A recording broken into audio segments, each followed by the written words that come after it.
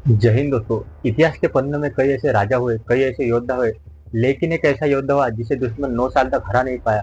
एक ऐसा पुत्र जिसने अपने पिता छत्रपति शिवाजी महाराज के स्वराज्य के सपने को आखिरी सांस तक बचाए रखा।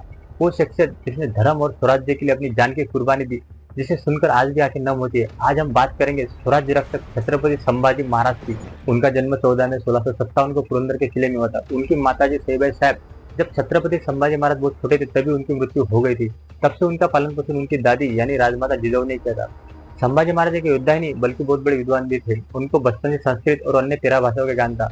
उन्होंने बुद्धभूषण जैसे ग्रंथ को भी लिखा था। उनका बचपन एक बहुत बड़ा संघर्ष भरा रहा। जब वो 9 साल के थे तब उनके पिताजी के साथ उनको आगरा के जेल में कैद होना पड़ा था, लेकिन एक छोटे से टोकरी में छिपकर वो बाहर निकलने में कामयाब हुए। 1680 को शिवाजी महाराज के निधन के बाद स्वराज्य के ऊपर खतरे के बादल मंडरा रहे थे, लेकिन 16 जनवरी 1681 को छत्रपति संभाजी महाराज का राज्याभिषेक हुआ। उनके सामने एक नहीं 4 बड़े दुश्मन थे।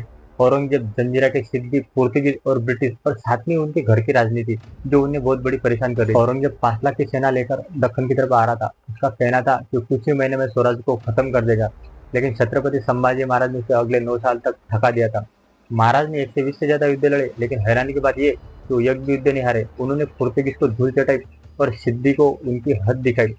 महाराज की रणनीति इतनी तेज थी कि मुगल सेना सिर्फ उनका पीछा करते रह जाती थी। इतिहास गवाह है कि स्वराज्य को ताकत से नहीं बल्कि गद्दारी से ही हारा है। संगमेश्वर में जब महाराज अपने कुछ खास लोगों के साथ थे, तब उनके रिश्तेदार गणोजी शिर्के ने मुगलों को गुप्त रास्ता बता दिया था। मुकर्रब खान ने धोखे से संभाजी महाराज और उनके विश्वास पात्र मित्र कवि कलेश को बंदी बना लिया था। फिर उनको औरंगजेब के सामने लाया गया। औरंगजेब ने उनके सामने 3 शर्तें रखी। इस्लाम धर्म कबूल कर लो, स्वराज्य का खजाना लौटा दो, या फिर स्वराज्य मुगलों को दे दो। लेकिन संभाजी महाराज गरज कर कहे, तुम मुझे अपनी बेटी भी दे दो और बेटी के साथ पूरी सल्तनत भी दे दो, तब भी मैं अपना धर्म और स्वराज्य नहीं छोड़ूंगा। इसके बाद शुरू हुआ तो 40 दिन का दर्दनाक सिलसिला, जिसे सुनकर पत्थर भी रो पड़े।